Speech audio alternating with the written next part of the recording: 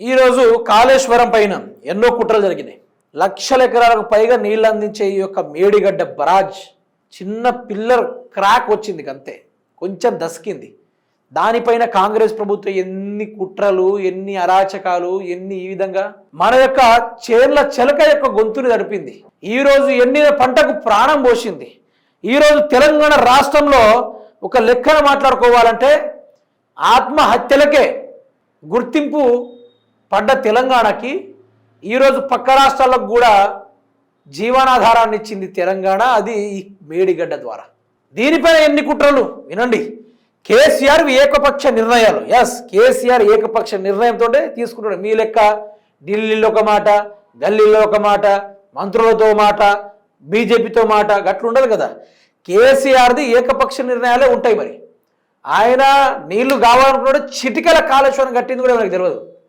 కట్టిండు గ్రావిటీ కెనాళ్ళు, బాహుబలి మోటార్లు, రిజర్వాయర్లు, అసలు బ్రహ్మాండమైన ఒక అద్భుతాన్ని చేసిండు. కాంట్రాక్టర్లకు లబ్ధి చేకూర్చడానికి కాళేశ్వరం అంచనా విలువ పెంపు. మీ జీవితంలో ఒక్క రోడ్డు వేయడానికి కూడా గుంతల్లో గుంత మరమ్మతు చేసుడు కూడా మీకు శాతం కావట్లేదు.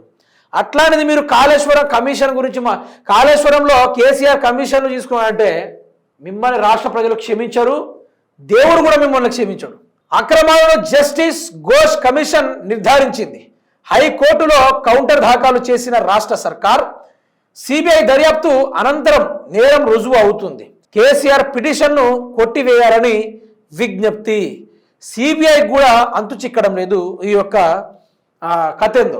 కథేందో కూడా సిబిఐకి అంతు చిక్కడం లేదు. ఆ వ్యవహారం అనేది బయటపడడం లేదు.